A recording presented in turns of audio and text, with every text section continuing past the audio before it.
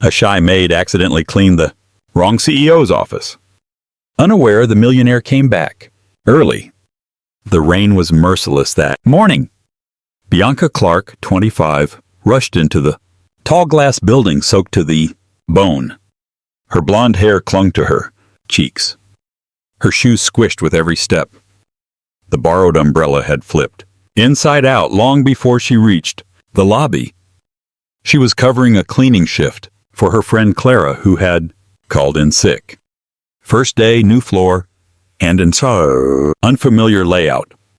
After changing into her uniform in a nearby staff restroom, she was still damp and hurried. She quickly tied her hair back, grabbed a mop, and followed the map on her phone. Floor 12, East Wing, Office 1201. The hallway was empty, completely silent. She found the door slightly ajar. No nameplate, no lights on. Just water puddling under her feet and the distant click of the elevator doors shutting behind her. She stepped inside, muttering, "Better clean this before someone slips." Without knowing it, Bianca had entered the executive suite of Friedrich Rick Steele, CEO of Steele Holdings. As she wiped the floor, a gust of wind from the cracked window knocked over a stack of papers. Files flew everywhere. A manila folder opened like a fan across the desk and tumbled to the floor. Bianca gasped and scrambled to collect the scattered documents. She shuffled on her knees, her hands still damp. She didn't hear the footsteps approaching until it was too late. "What the hell are you doing in my office?" The voice sliced through the silence like a blade. Bianca froze. She looked up to see a tall man in a dark gray suit. His jaw was tense, his steel gray eyes narrowed. His coat was still wet from the rain, his hair neatly swept back. The CEO. I didn't know this was your office," she stammered, still clutching papers to her chest. The door was open. "I thought it was empty." "I was just cleaning." Rick's eyes darted from her to the scattered documents. "Looks more like you were snooping through confidential files." "No, I swear." The wind knocked them over. She moved to grab her tote bag, but in her flustered panic, it tipped over. A few items spilled out. A water bottle, a phone charger, and a rolled-up drawing that unfurled across the floor. It was a child's crayon sketch. A small figure stood under an immediate umbrella, arms wrapped around a woman's waist. Both were smiling with rain drawn in soft blue streaks above them. Simple, heartfelt, and striking. Rick's expression shifted, his breath caught in his throat. He recognized it. Not the drawing itself, but the feeling, the memory. A moment from his own childhood. The one day his mother picked him up from school in a storm. The same embrace, the same crooked umbrella. He lowered his phone, his thumb, hovering over the call button for security. Bianca noticed his hesitation. "Please don't call anyone." "I wasn't trying to steal anything." I didn't even know whose office this was. Rick didn't speak right. Away. His eyes were still fixed on the drawing. Something in him softened, just barely. A flicker of something old. Pain and a forgotten warmth.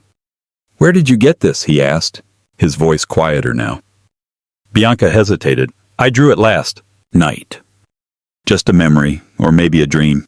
Rick studied her face, the faint freckles, the way her cheeks flushed when she was nervous.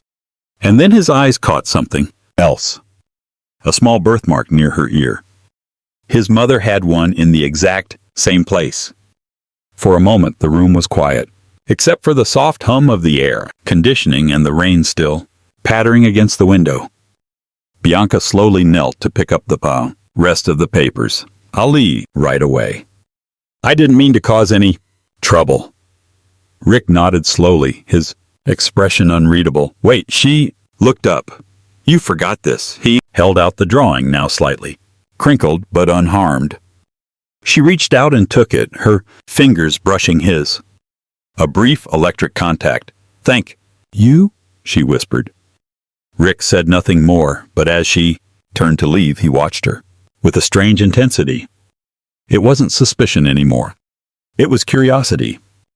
And something else he hadn't felt in years: recognition. Bianca kept her head down for the rest of the day. She was convinced she was moments away from being escorted out of the building. The encounter in the office had left her shaken.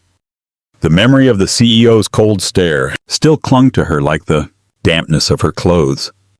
She cleaned in silence, focusing on floors, desks, even stairwell. No one noticed her. No one ever did. Usually that was a comfort. Today it felt like a sentence. Across the building, in a high, glass office with a view of the gray city skyline, Rick sat at his desk. The folded drawing was resting before him. He had not opened it again. He did not need to. The image was burned into his memory. The child in the rain, the woman, whose face looked hauntingly like his mother's. It wasn't possible. It shouldn't have been. He tapped his pen against the desk and made a decision. "Find the cleaning temp from this morning," he said into the intercom. "Bianca Clark. Do not fire her. Just keep her on the schedule." "Yes, sir," came the quick reply. Rick did not explain further. In the following days, Bianca continued her work. Each evening when the building emptied out, she moved from floor to floor with her mop, her gloves, and her silence. She never saw the CEO again, or so she thought. Rick watched her once from a distance, standing at the far end of the hall. She was wiping down the windows, humming softly to herself. Her ponytail swayed with each motion. Her uniform was a little too big on her small frame. She looked like someone out of place and yet, for some reason, perfectly at home. That night, as she was leaving, she accidentally left behind a sketchbook tucked into her cleaning cart. Rick found it. He should have returned it, unopened. Instead, he flipped it open.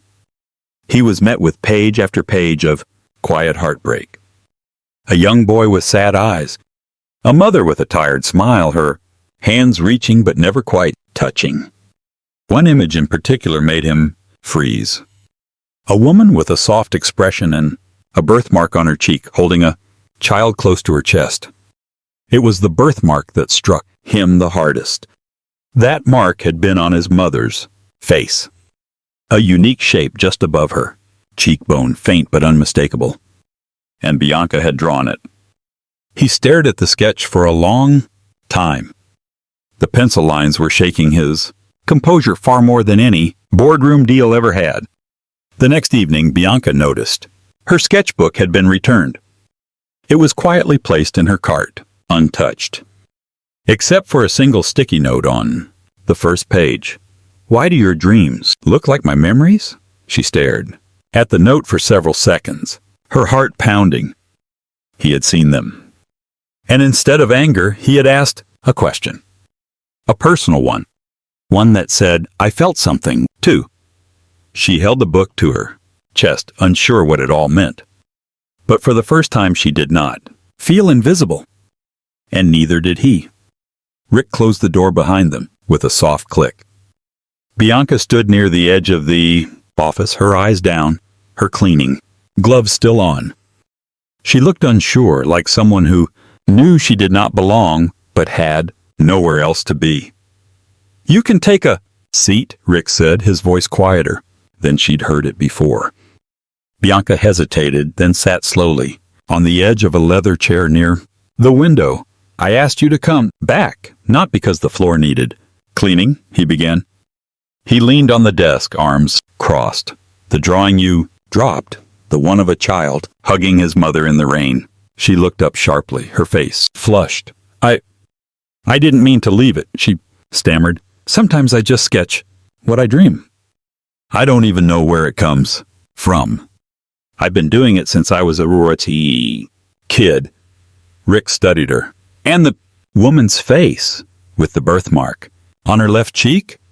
Bianca frowned, slightly trying to recall. "I just saw her in a dream. She had this gentle face, tired, but kind. There was a mark, yeah." "I didn't think much of it." Rick opened a drawer of his desk and pulled out an old photograph.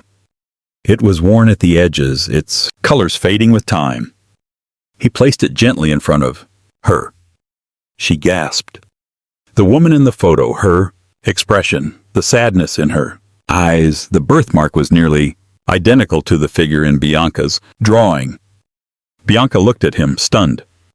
"This is your mother?" Rick gave a small nod. "She died when I was 8. I only have one photo left. That one." He paused, his voice low. "You drew her without ever meeting her. I swear I didn't know." "I know," he said gently. "I believe you." There was a moment of silence, thick and tender. Bianca spoke, her voice barely a whisper. "I don't know why I see things. They just come in dreams. Usually after I've been overwhelmed. I draw them to clear my head." Rick leaned back slightly, staring at her. "Maybe you're not just clearing your head. Maybe you're connecting to something deeper." She looked down at her hands, fidgeting with the hem of her uniform. "That sounds too big, or just right." They sat like that for several moments. Two strangers caught in something neither could quite explain. Rick finally stood, walking to the safe built into the side wall of the office. He tapped in the code, opened it, and returned with something carefully wrapped in cloth. He laid it down and unwrapped it. It was another old photo, creased and faded. It showed the same mother standing in a garden, and next to her, young boy. "This was taken 2 months before she died," he said, his voice cracking just slightly. "I've never shown this to anyone. Here." Bianca's eyes welled up with tears. "Why me?" "I don't know," he admitted. "But when I saw your drawing, it was like someone pulled a thread inside my chest." She stared at the photo, then back at her sketchbook resting on the corner of his desk. Slowly she opened it to the page with the rain scene. She turned it toward him. "Maybe it was a message," she said, almost more to herself than to him. "From her, from something." Rick reached for the sketch, hesitated, then traced the line of the mother's face with his fingertip. It was a perfect match. He looked at Bianca. "You're not just someone who walked into the wrong office," he said. Bianca blinked, overwhelmed. "Then who am I?" Rick gave a faint smile. "Maybe the only person who ever saw what mattered most to me without being told." Her breath caught in her chest. Neither of them moved. The rain outside had stopped. The city below buzzed quietly in the distance. But here in this room, everything stood still. Bianca finally whispered, "I should go." Rick nodded slowly, then, almost reluctantly, stepped aside to let her pass. As she reached the door, he said, "Keep drawing." She paused and looked back. "I will," she said. She left the office, her heart pounding, her fingers still trembling. But something new was growing inside her. She did not know what it was, but she knew it was real. The next evening, Rick found Bianca once more. This time in the hushed corridor by the service elevator.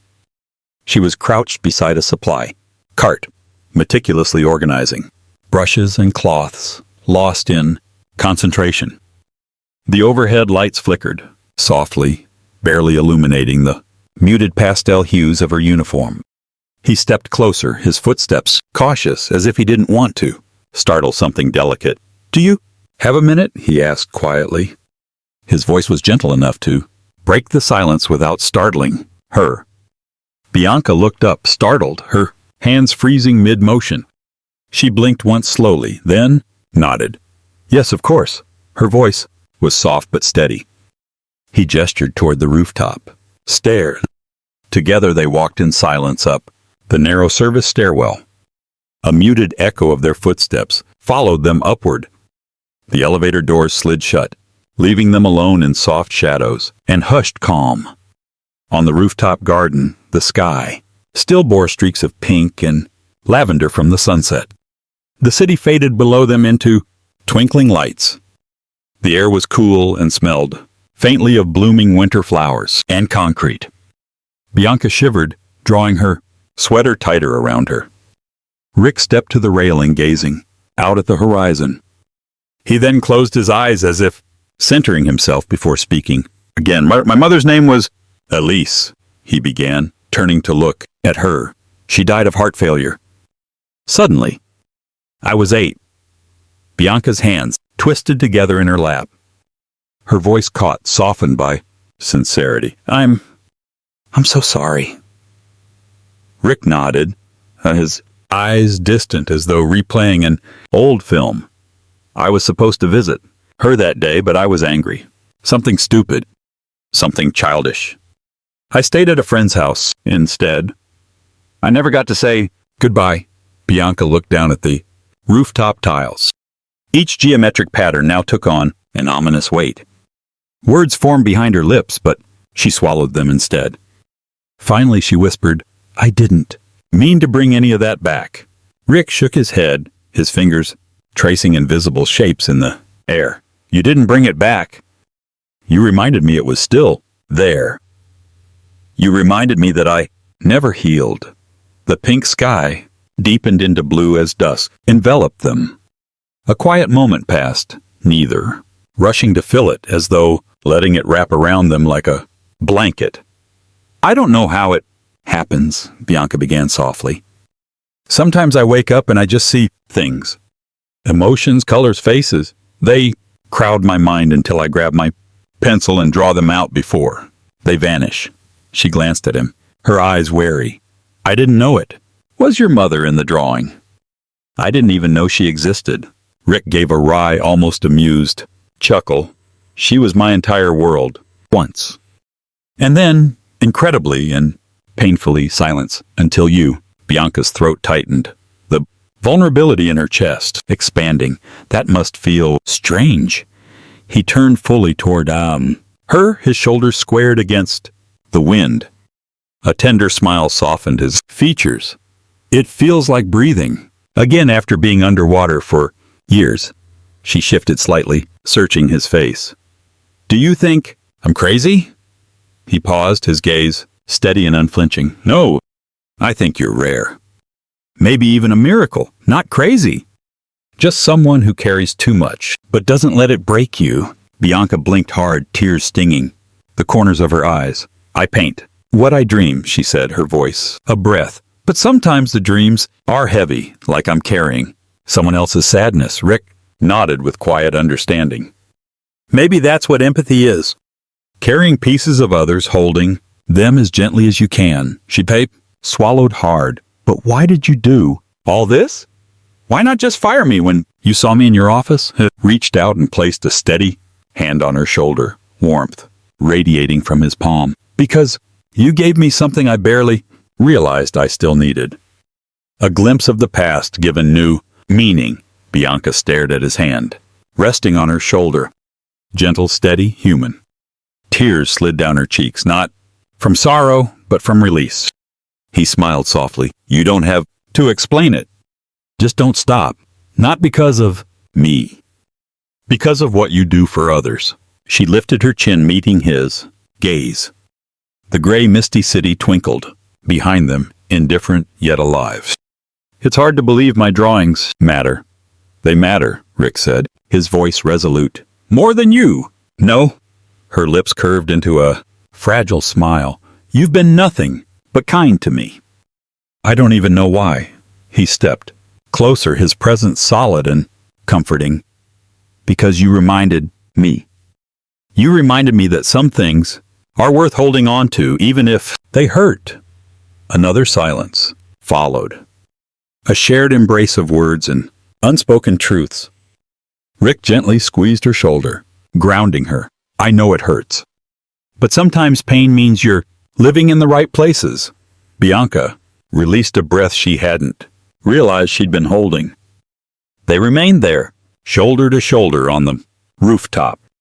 The city lights reflected in the dark water nearby. Two souls, once separated by time and loss, now connecting in the quiet stillness of a rooftop garden. They shared the distance between them with a new possibility. No titles, no roles. Just two people who had learned that silence, when shared, could feel more like home than any words ever said. It began as nothing. An overheard sentence, a knowing look, a whisper at the water. Cooler. Did you see her come out of the executive elevator? She's just a cleaning girl, right? Why? Is she even on the 20th floor? Come on. She's clearly using something to get close to Rick Steele. Bianca felt the atmosphere shift. The smiles faded when she entered a room. Conversations halted abruptly. People who used to nod politely now looked away. Or worse, they looked her up and down with thinly veiled judgment. It stung more than she expected. Not because the words were cruel, but because they chipped away at something fragile she had only just begun to build. Her sense of worth. She overheard it clearly one afternoon in the break room. She's not even pretty, a woman sneered. Just blonde and shy. Maybe that's his type. Bet she used that sad orphan backstory, too. Bianca froze in the hallway, her heart pounding. Her hands clenched around the folder she was holding, the edges biting into her skin. That night, she stood in the small supply closet where she sometimes kept her art supplies. She looked down at a sketch she had started, a pair of hands reaching toward the light, and felt the tears spill. The next morning, she typed her resignation. A simple email with no dramatic explanations. Thank you for the opportunity. I will not be returning. She dropped her badge on the front desk, gave one last glance toward the building where something had almost begun, and walked out into the rain. Rick noticed her absence by mid-morning. No Bianca in the elevator. No silent shadow cleaning the edges of the gallery space. He waited, assuming maybe she was late. By noon, he was pacing. He called her extension, but there was no answer. He called facilities, but they knew nothing. Then he called HR. Bianca Clark, he said tightly. Where is she? The woman on the line sounded cautious. She submitted her resignation this morning, sir. Effective immediately. Rick froze. Did she say why? She didn't, the voice replied. Just ask that her final check be mailed. The silence in his office was deafening. He stared at the phone, then at the framed drawing on his desk. The child hugging his mother in the rain. Her sketch, his memory. She was gone. And he had done nothing to stop it. Later that afternoon, a company-wide meeting was held in the main conference hall. Quarterly updates, strategy, rollouts, polite clapping.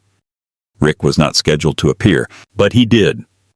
He entered the room through the side door, his tall frame unmistakable.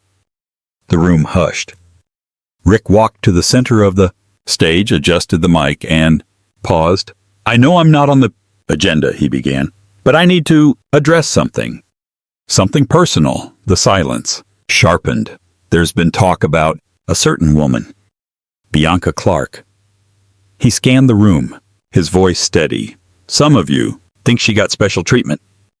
That she must have offered something to earn my attention. That because she cleaned floors and not spreadsheets, she was somehow less. He let that hang in the air, his eyes piercing. You're wrong. He reached into his pocket and held up a folded piece of paper. A sketch. One of Bianca's. She walked into my office by accident, and somehow she stepped into my life with more honesty and grace than most people I've known. He placed the drawing gently on the podium. She didn't ruin my morning. She saved my soul. Gasps, murmurs, and then stillness. Rick stepped away from the microphone and walked out. He had made his truth clear. Now he just had to hope it wasn't too late to make it right. The gallery buzzed with preparations. Lights were tested, canvases framed, and names were etched carefully onto placards. But at the heart of it all stood a quiet figure. Bianca Clark.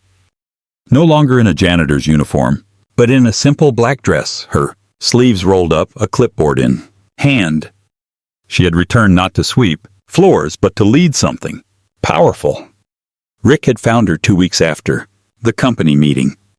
She was staying with an elderly aunt 2 towns over, sketching in solitude and working at a local bookstore.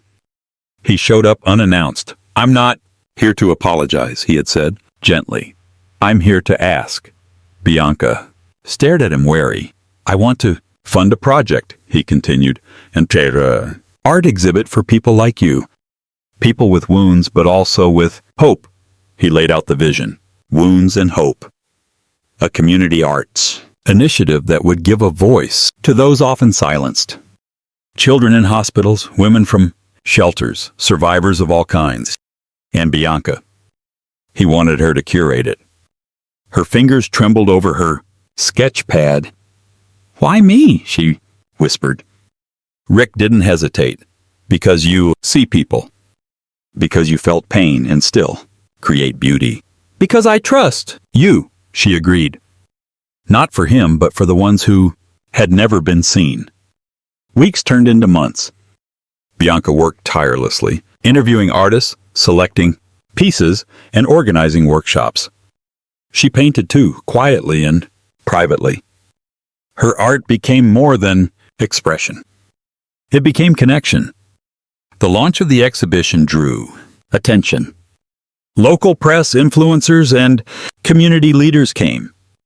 But to Bianca, what mattered most were the stories on the walls. A crayon drawing by an 8-year-old boy titled "My Mom's Smile After Chemo," a charcoal sketch of a broken swing set by a girl who had once lived on the streets.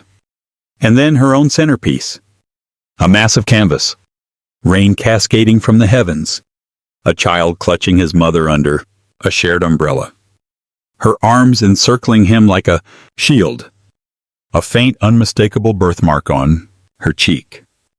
The crowd stilled before it. No one spoke until someone quietly cried, "Rick." He stood among the guests, tall and composed, until he wasn't. His shoulders trembled. His hand came up to cover his face. The dam broke. Bianca saw him from across the room. She didn't run to him. She didn't need to. He had allowed the world to see him not as a CEO but as a son. Later that evening, long after the guests had left and the lights had dimmed, Rick found her alone in the gallery. "You did it," he said, softly. Bianca turned, tired but radiant. "We did." He stepped closer, his voice barely a whisper. "That painting, it wasn't just beautiful. It was my memory." "I know," she replied, "and somehow also mine." Rick reached out, taking her hand, not with urgency, but with reverence. "This isn't just art," he said. "It's healing." Bianca nodded, her eyes glistening. And for the first time since her return, she smiled. Not out of politeness, but because she knew she was home. The sky above the New England coast rippled in soft hues of rose, amber, and lavender. As Bianca stepped onto the quiet, windswept beach, the air smelled of salt and new beginnings. The ocean stretched before them in gentle waves that rolled toward the shore like whispered secrets. A soothing hush settled over them. No need for words, yet everything felt deeply said. Bianca took a slow breath, letting the fresh breeze brush her hair back as if reminding her she was alive and free. Rick fell into step beside her, tall and steady, his long coat brushing against his boots. He stared out at the horizon, but his presence at her side steadied her heart. They walked with a measured pace, the waves lapping at their feet. Each step felt purposeful, as if together they were treading towards something neither knew but deeply believed in. She raised her voice just enough to break the silence. "It feels different here," she said softly. "No crowds, no bright lights, just space." He nodded, his gaze never leaving the shifting line, where sea met sky. "This place kept me grounded once," he said quietly. "When everything else felt overwhelming, I'd come here.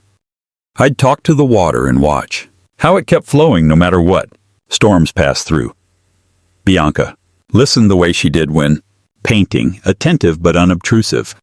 She watched his profile, the way the sunset haloed him in warm tones. She had seen leaders before, bosses, managers, but had never known one who spoke with such quiet clarity. Rick paused and pointed to a weathered driftwood log lying across the sand. "Sit with me," he asked. Bianca hesitated, then joined him. The log was cool and rough beneath her palms. She settled beside him, knees drawn close, letting the familiarity of shared silence press into her chest.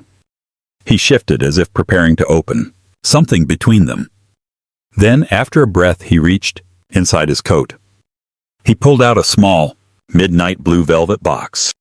His fingers drifted across its surface as though unsure of what it might mean to offer it. I wanted you to have this," he said, his voice gentle enough to blend with the surf. "Something for you to carry."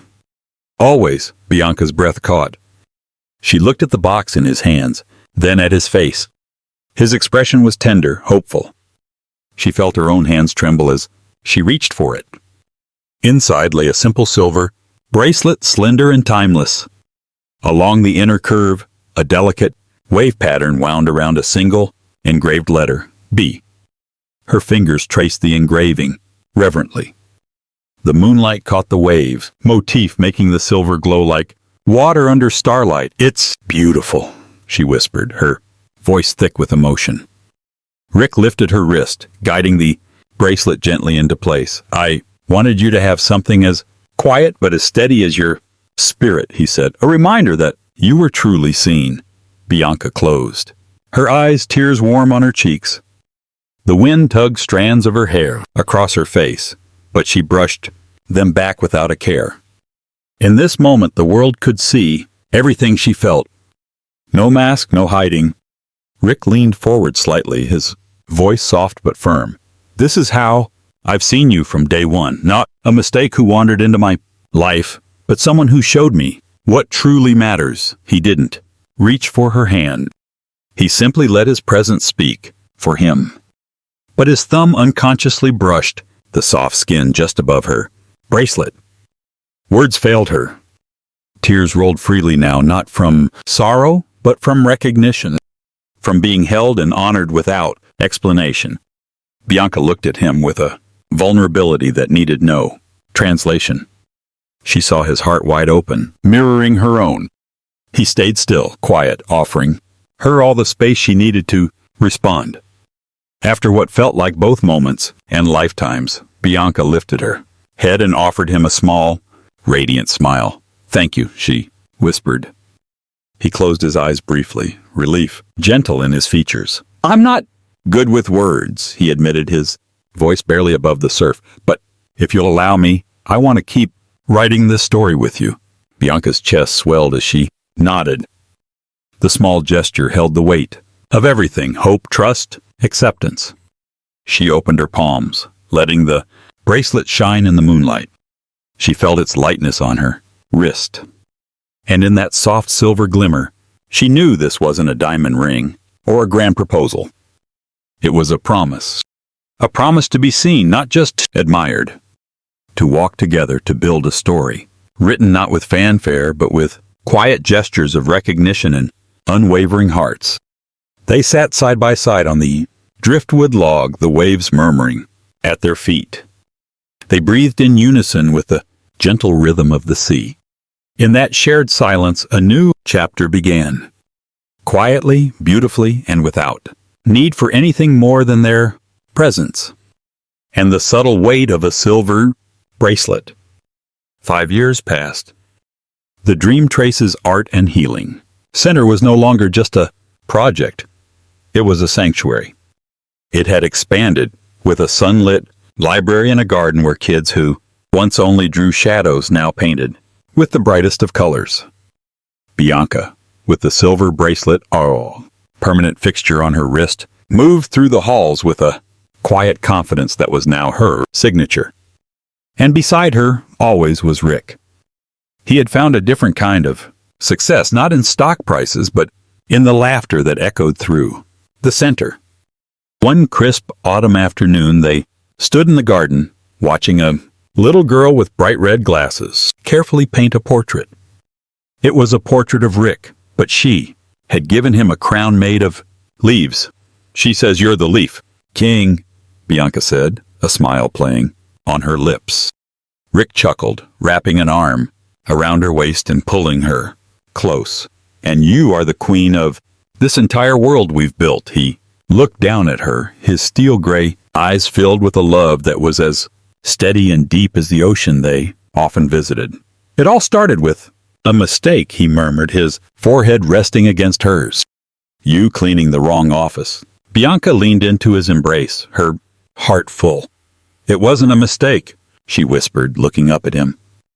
It was my dreams leading me to one of your memories. It was us finding our way home. They stood there, wrapped in the quiet comfort of their shared life, a testament to the fact that the most beautiful stories are often born from the most unexpected moments. If this story touched your heart the way it touched ours, please don't forget to subscribe. There are countless more tales like this waiting to be heard. Stories of quiet strength, of second chances, and of a love that doesn't need to shout to be real. Join us at Soul-Stirring Stories and be part of a journey where every tale reminds us that we are never truly invisible, and that sometimes the most unexpected mistakes lead us exactly where we need to be. Hit that subscribe button, like, and share if you believe in the power of being seen.